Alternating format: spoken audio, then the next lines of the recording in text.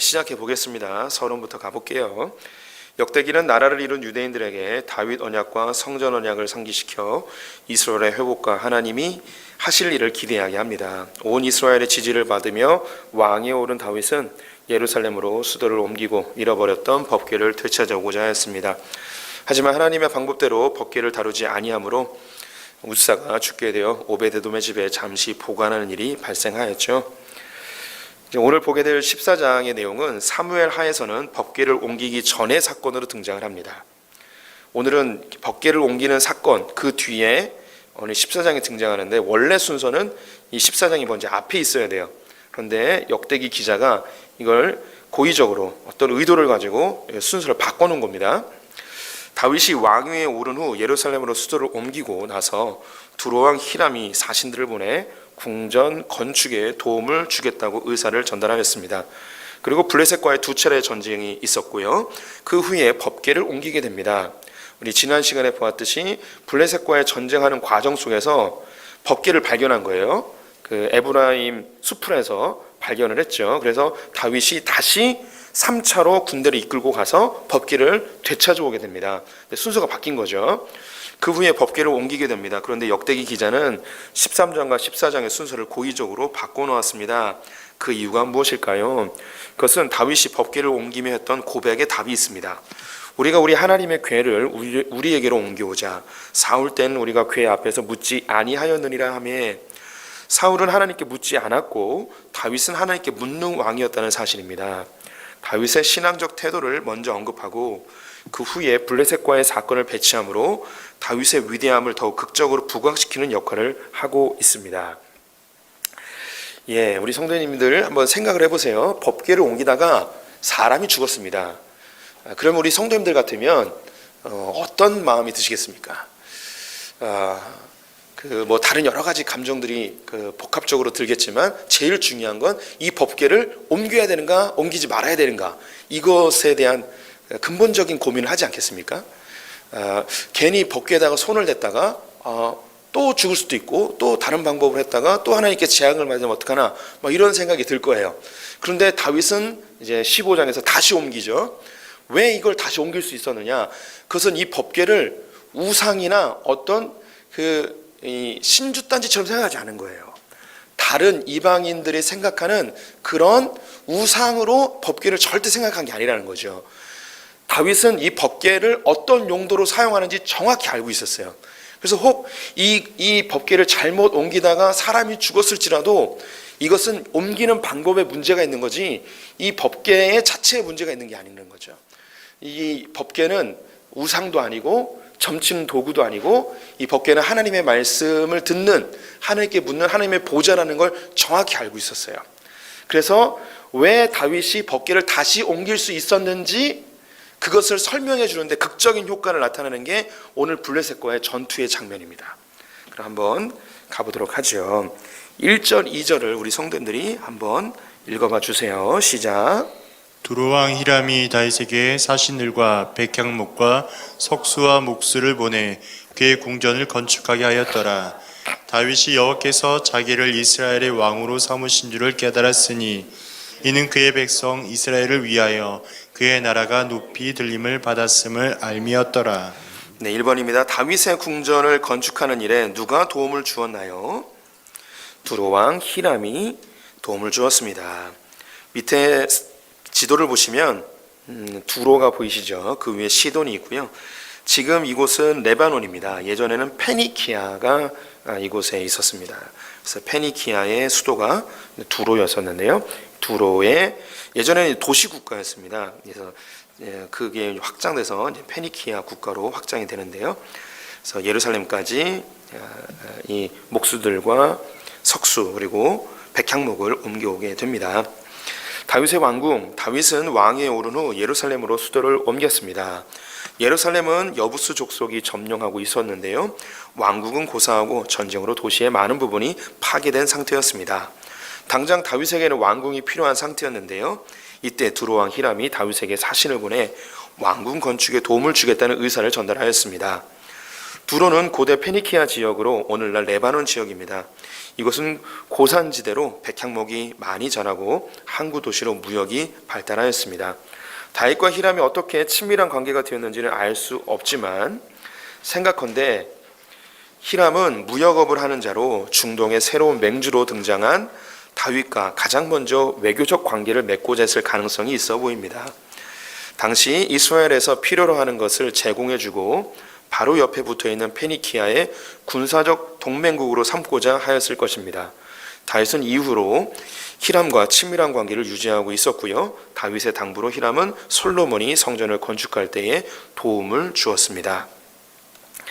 이 히람 왕이 다윗을 도와준 것이 하나님의 어떤 계시나 혹은 하나님의 명령이 있었거나 이런 건 아닌 것 같아요. 그냥 단순히 외교적인 그리고 군사적인 동맹의 역할로 다윗을 도와준 것 같습니다.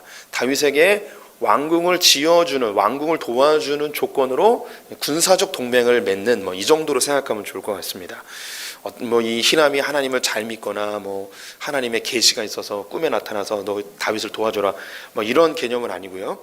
그런데 이게 중요한 거예요. 이 당시 가장 무역업으로 발전했던 이 페니키아의 두로 왕이 다윗에게 먼저 손을 내밀고 먼저 화친을 요구하고 먼저 도와주었다고 하는 이 사실 자체가 굉장히 의미 있는 겁니다.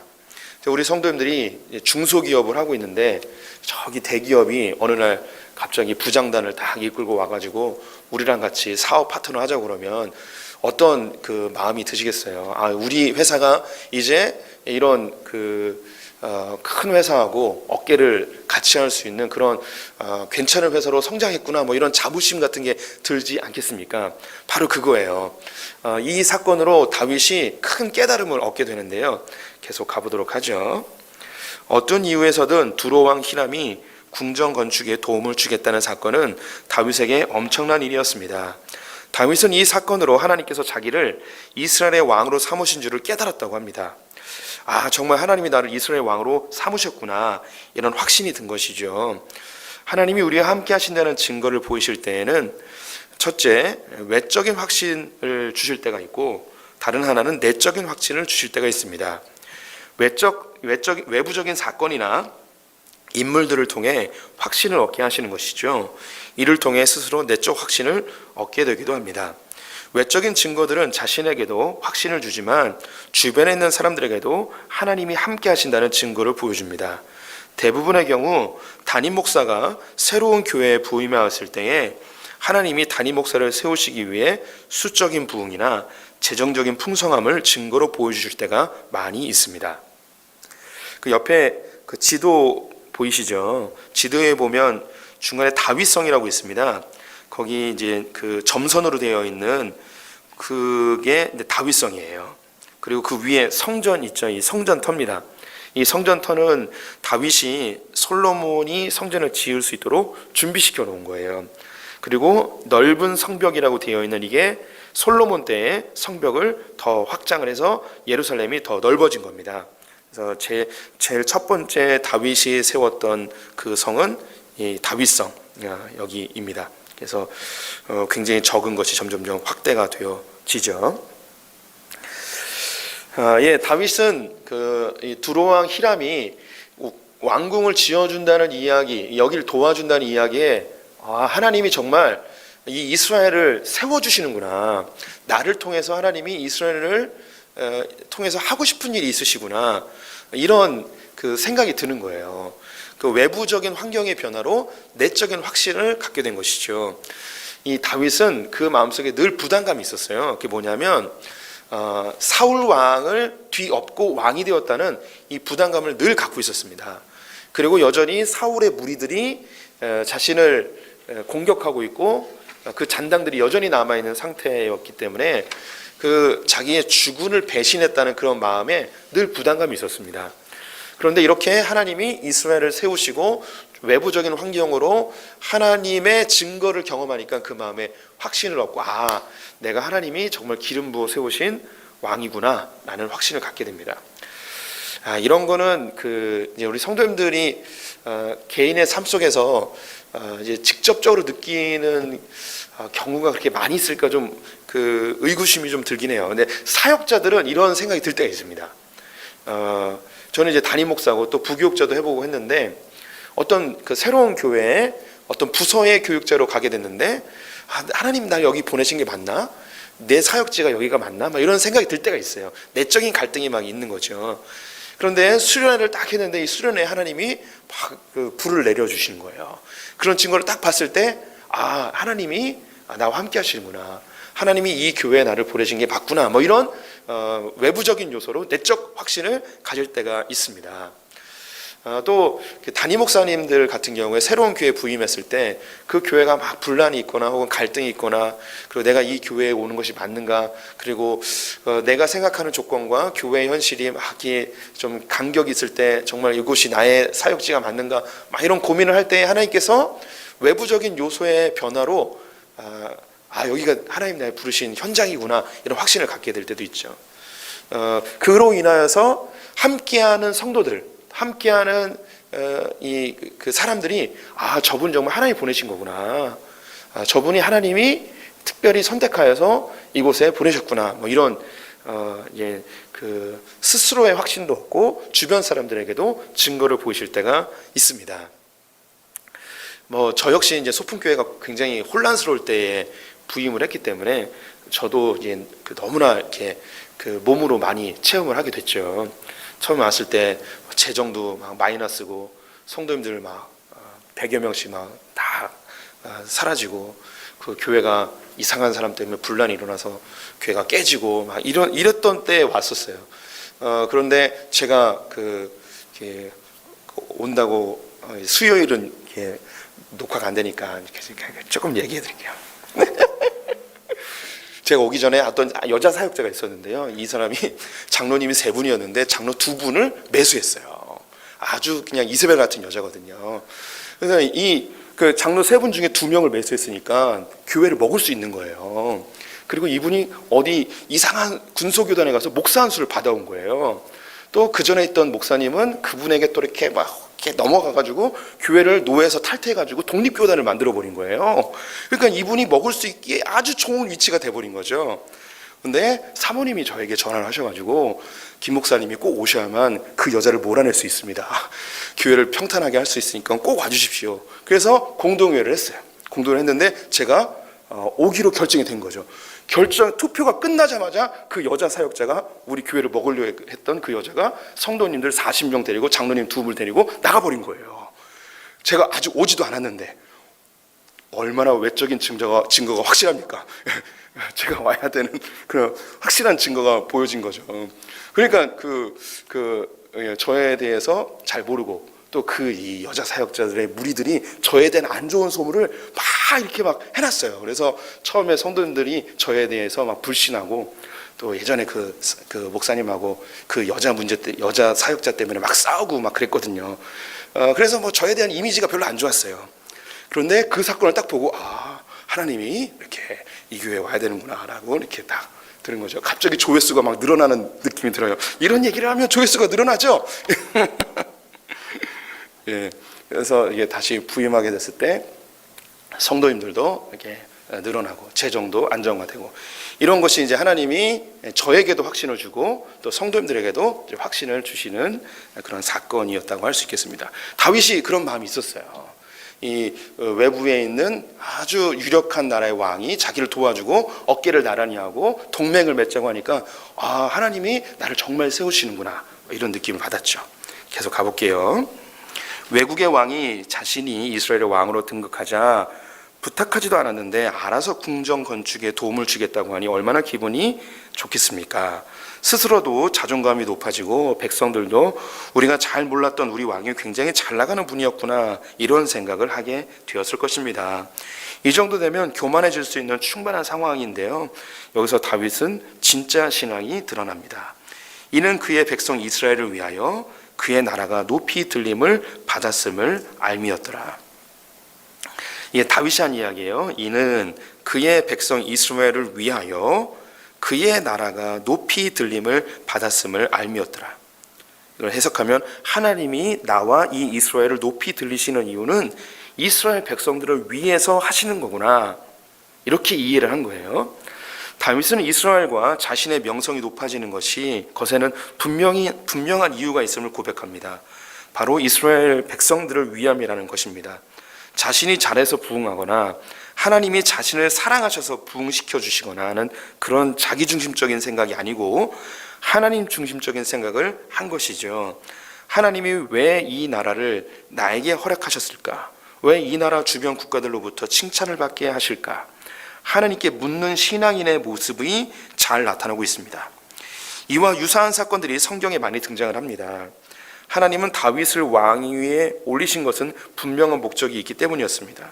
하나님이 요셉을 애굽의 총리가 되게 하신 것, 다니엘을 바벨론의 총리가 되게 하신 것, 에스더를 페르시아의 왕비가 되게 하신 것, 김창현을 소품교회 담임 목사로 세우신 것에는 분명한 목적이 있기 때문입니다. 그리스도인들은 하나님의 부르심의 자리에서 하나님께 물어야 합니다. 하나님, 왜 나를 이곳에 세우셨습니까?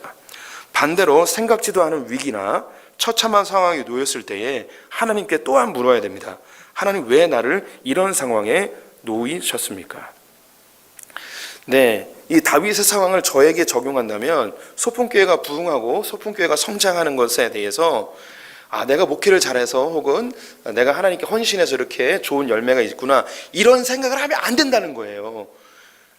오늘 여기 다윗이 이야기하기를 이렇게 이 나라를 하나님께서 번영케 하시는 이유는 이스라엘 백성들을 위함이구나 라고 고백한 것처럼 소품교회가 잘 되는 이유는 성도님들 때문에 잘 되는 거예요. 성도님들을 위해서 잘 되는 거죠. 그래서 우리 성도님들에게 이런 질문 종종 했습니다. 소품교회가 누구 때문에 부흥하는 것일까요? 예, 저와 신앙생활 오래 하신 분들은 답을 알아요. 나 때문에.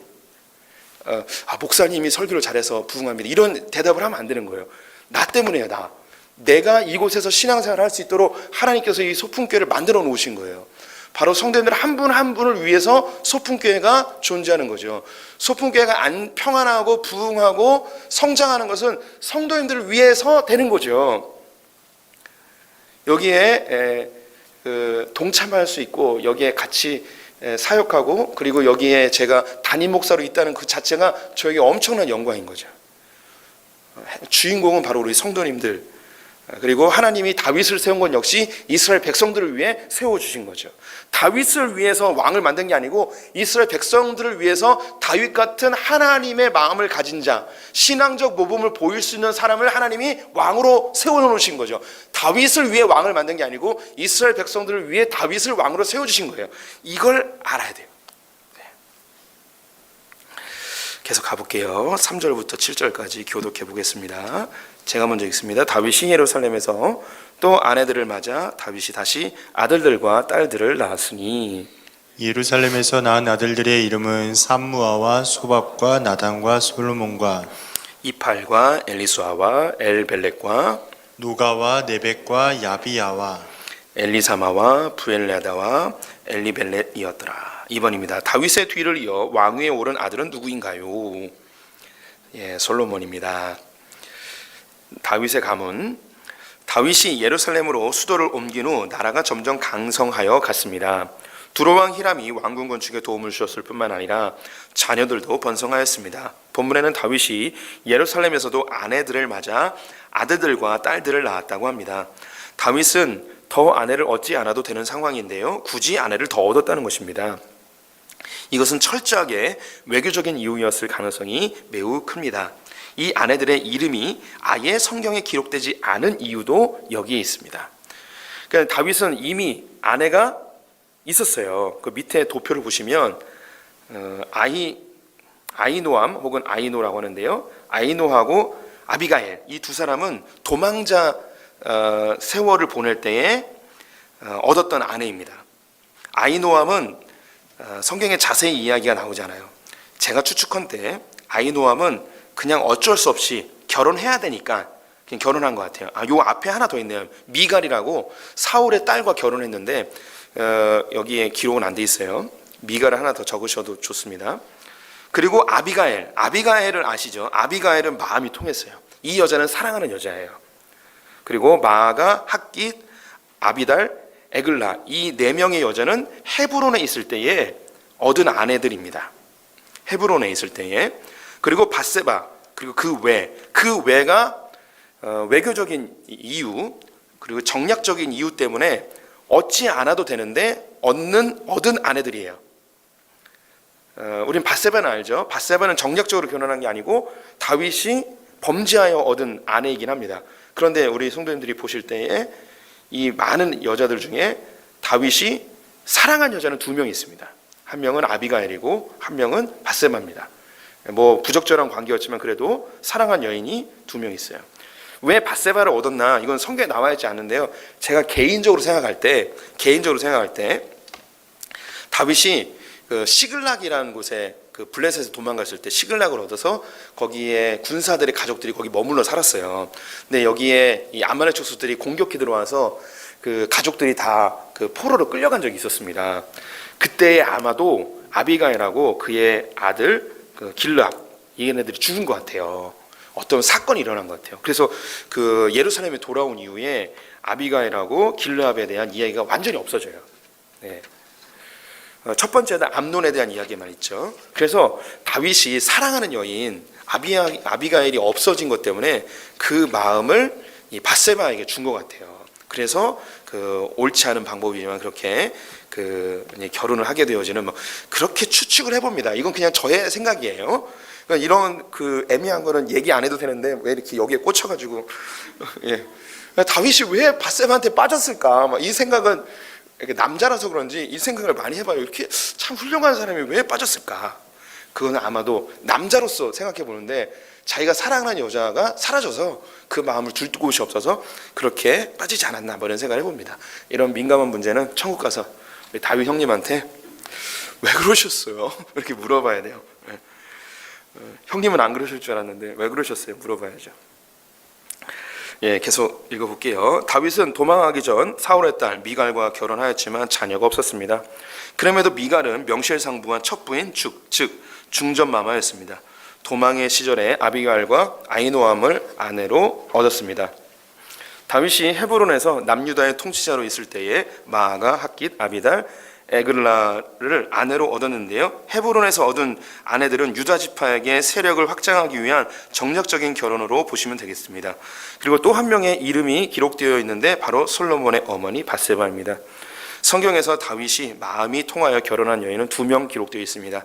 아비갈과 밧세바인 것이죠. 예, 이렇게 자녀들도 번성한 것을 보여주고 있습니다.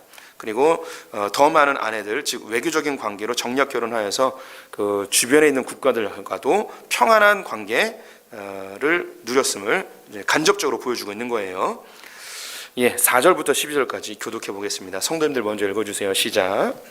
다윗이 기름 부음을 받아 이스라엘의 왕이 되었다 함을 블레셋 사람들이 듣고 모든 블레셋 사람들이 다윗을 찾으러 올라오매 다윗이 듣고 대항하러 나갔으나 블레셋 사람들이 이미 이르러 르바임 골짜기로 쳐들어온지라.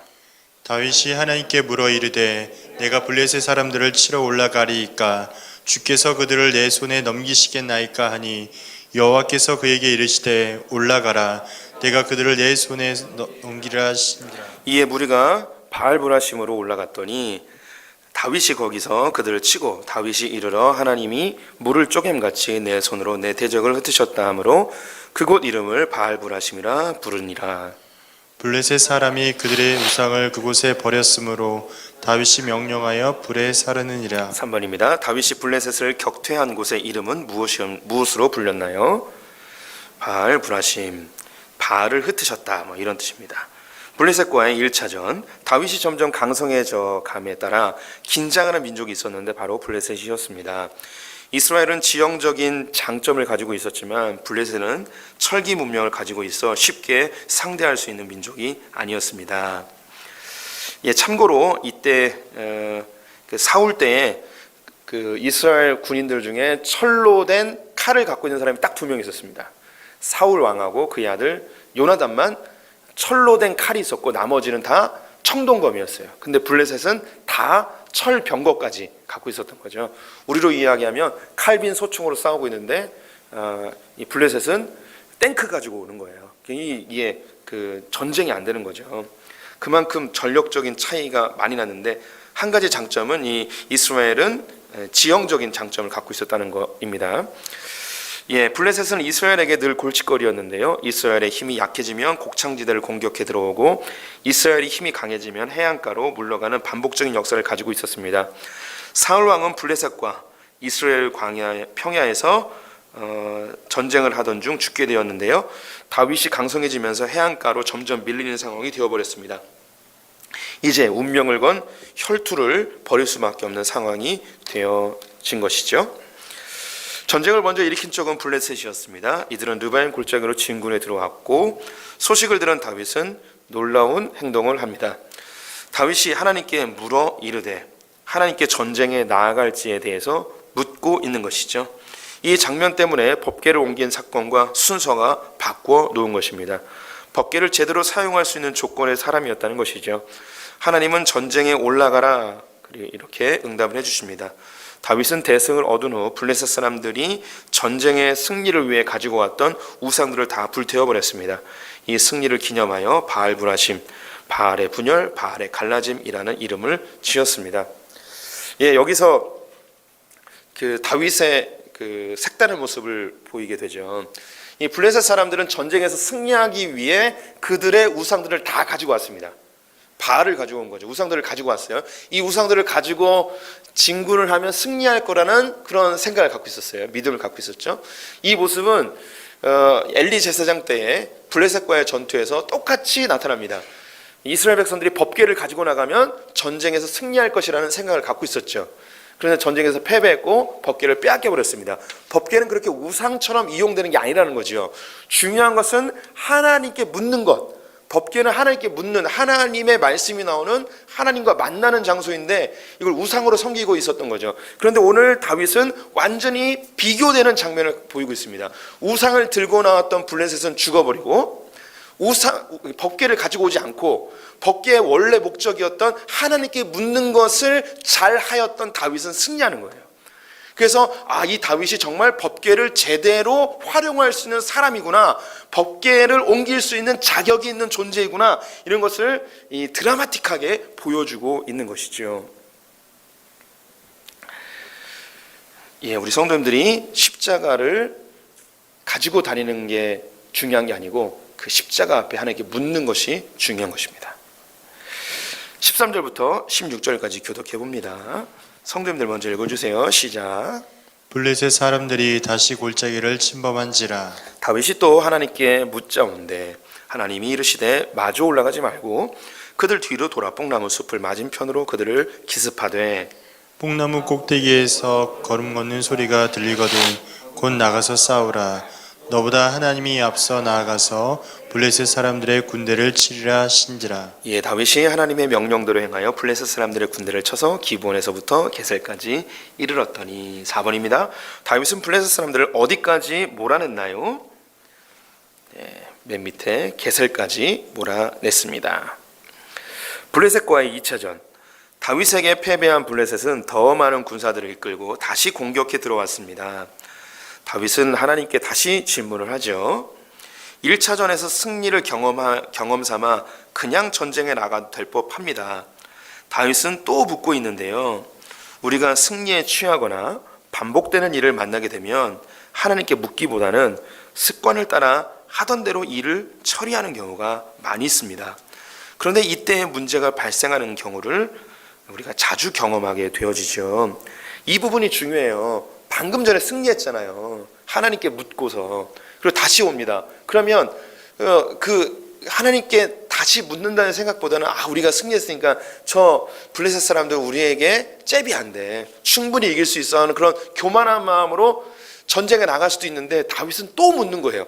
그래서 이 모습을 부각시키고 있는 거죠. 하나님께 이 묻는 작업은 다윗에게 요식행위가 아니었어요.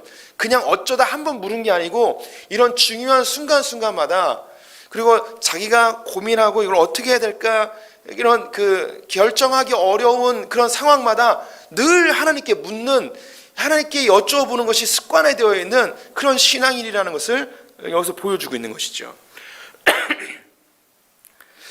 우리 믿음의 어머니들은 밥을 할 때마다 기도하며 준비하셨습니다. 믿음의 아버님들은 운전대를 잡을 때마다 하나님의 도우심을 간구했던 모습이 말씀을 준비하면서 떠올랐습니다. 우리 성도님들 어떠신가요? 우리 할머니 모습이에요. 할머니 밥할 때마다 기도하셨어요. 늘 하시는 밥이잖아요. 근데 늘 그 밥할 때마다 기도하셨어요. 뭐 기도의 내용을 한 번도 목소리를 들어보지 않았기 때문에 어떻게 기도했는지 모르겠지만 뭐 이 밥 먹고 우리 자식들 그 잘 자라게 해달라 뭐 이런 기도하셨겠죠. 이게 참 이게 쉬운 게 아니에요. 쉬운 게 아닙니다. 요즘 운전대 잡으시면서 기도하는 분들 계신가요? 우리 한 90년대까지만 하더라도 여기 계시는 성도님들도 운전대 잡을 때마다 기도하고 그랬어요. 교회 차 타면 무조건 그 운전대 잡은 분이 기도하고 떠나고 막 이랬는데 우리 교회도 안 해요, 이런 기도. 이게 예를 든 거예요. 예를 든 거예요. 그게 이제 잘못하면 이게 주문처럼 될 수도 있는데 그런 개념을 좀 뛰어넘고 그만큼 우리에게 기도하고 하나님께 묻는 것이 어쩌면 우리에게 너무나 소홀해지지 않았는가 이런 의미에서 예를 한번 들어놨습니다. 다윗은 달랐습니다. 참으로 보기 드문 믿음의 사람이었죠. 예수님은 하나님의 본체셨습니다. 그럼에도 불구하고 이른 새벽에 늘 하나님께 기도하며 교제하시는 시간을 가졌습니다. 기독교는 관계의 종교입니다. 왜냐하면 하나님이 인격이시기 때문입니다. 기독교는 종교적 열심으로 소원 성취나 문제 해결을 하는 타종교와는 본질적으로 완전히 다릅니다. 다윗이 어떻게 하나님께 묻고 답을 얻었는지 기록되어 있지는 않습니다. 추론할 수 있는 것은 대제사장에게 가서 우림과 둠빔으로 답을 얻는 방법이 가장 보편적이었을 것입니다. 다른 방법으로는 대제사장이나 선지자를 통해 직접 하나님의 뜻을 듣는 방법도 있습니다. 두 번째 전쟁에서는 전면전이 아닌 매복 작전을 지도받았습니다. 블레셋이 진군해 오는 길목 뽕나무 꼭대기에 매복해 있다가 기습적으로 공격하라는 것이었습니다. 하나님께 질문하는 다윗을 향해 하나님은 너보다 하나님이 앞서 나가서 치리라 라고 응답하십니다. 여기 밑줄 그셔야 되는데요. 우리가 기도할 때 하나님은 이미 작업을 진행하고 있다는 사실을 절대 잊지 말아야 합니다. 우리가 기도를 시작할 때 하나님은 일하기 시작하십니다. 전쟁은 승리로 끝났고 블레셋 군대는 해안 지역 게셀까지 물러나게 되었습니다. 다윗이 하나님께 기도하며 묻자 하나님 뭐라고 응답하셨냐. 여기에 작전은 중요한 게 아니에요. 작전은 이것 말고도 다양하게 할 수 있어요. 그래서 중요한 게 뭐냐면 네가 내게 물었기 때문에 내가 먼저 가서 이 블레셋을 공격하겠다. 하나님께 묻는 것, 하나님께 기도하는 그 순간에 하나님은 내가 기도한 것에 대해서 이미 일하고 계시는 거예요. 작업을 하고 계시는 거죠. 이게 멋진 거예요. 하나님 인격이세요. 그의 자녀들이 구하기도 전에 뭐가 필요한지 다 아세요. 마태복음 5장에 이미 6장에 나와 있는 거죠. 그런데 하나님은 뭘 듣고 싶어 하냐면 우리가 하나님께 찾고 구하는 그 음성을 듣고 싶어 하시는 거예요. 이미 다 아세요. 뭐가 필요한지. 그래서 일부러 다 아시기 때문에 그냥 다 해주냐? 하나님은 그러지 않으세요. 그냥 다 해주면 누가 해준지 몰라요. 자기가 잘나서 된 줄 알아요. 하나님께서는 자기에게 묻는 자에게 찾게 하시고 구하는 자에게 주십니다. 성도님들 다윗처럼 하나님께 묻는 분들 되셨으면 좋겠습니다. 17절 같이 읽어보겠습니다. 시작. 다윗의 명성이 온 세상에 퍼졌고 여호와께서 모든 이방 민족으로 그를 두려워하게 하셨더라. 5번입니다. 이방 민족들은 다윗을 어떻게 생각했나요? 두렵게 생각했습니다. 이게 또 아주 멋진 장면인데요. 다윗의 명성. 블레셋을 몰아내면서 다윗의 명성은 온 세상에 퍼지게 되었습니다. 주변 국가들이 쉽사리 이스라엘 영토에 침범해 들어오지 못하게 되었던 것이죠. 성경은 이러한 상황에 대해 여호와께서 모든 이방 민족으로 다윗을 두려워하게 하셨더라. 다윗이 힘이 세서 두려워한 게 아니고 하나님께서 두려워하는 마음을 이방 민족들에게 심어주셨어요. 이게 아주 멋진 거예요. 이거는 너무 감동적인 장면인데요. 두려워하는 마음을 이방 민족들에게 심어주심으로 이스라엘은 평안을 누리게 되어집니다. 하나님이 지켜주시는 나라가 된 것이죠. 이스라엘이 힘이 센 게 아니었어요. 그 다윗 때 그리고 솔로몬 때에 이스라엘이 최고의 영광을 누리고 영토도 최고로 확장합니다. 그리고 주변에 있는 나라들이 그 누구도 공격해 들어오지 않았습니다. 그럼 그 주변에 있는 나라들은 약했냐? 아니에요. 저 밑에 애굽이 있었고요. 위에는 아람이 있었고요. 옆에 뭐 페니키아나 모압과 암몬 뭐 얘네들은 좀 그래도 좀 작지만 밑에 이제 애굽과 이 아람은 아주 유력한 나라들이었거든요. 근데 침입을 안에 들어오는 거예요. 이 이스라엘은 여전히 청동기 문화를 갖고 있는 어떻게 보면 전쟁에 능숙한 그런 나라는 아니에요. 그런데 평안을 누리죠. 왜냐하면 다윗이 힘이 세서가 아니라 하나님께서 그들 가운데 다윗을 두려워하는 마음을 심어주셨기 때문입니다. 우리 성도님들을 하나님께서 보호해 주셔야 돼요.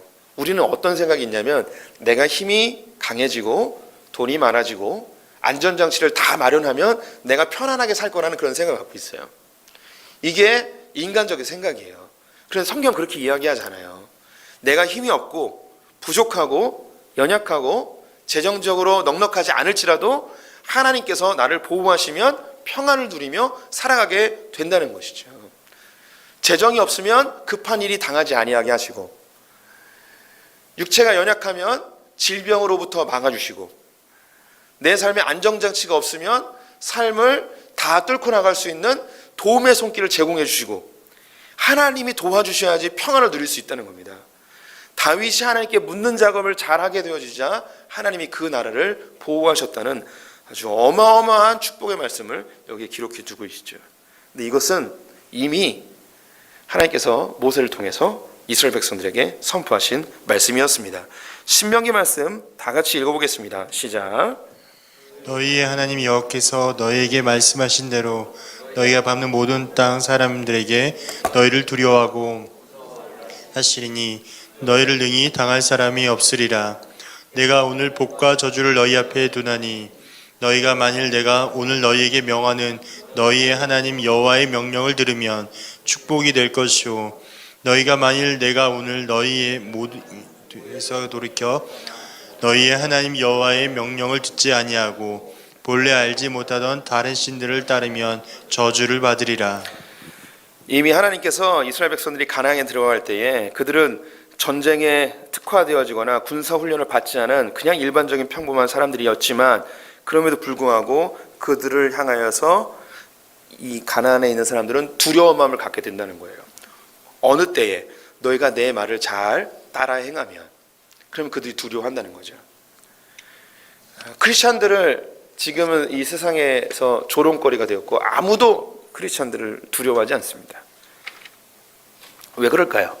신명기의 말씀대로 하면 우리가 하나님의 말씀대로 살지 않았기 때문에 우리를 두려워하지 않습니다. 빛의 삶을 살지 않은 거죠.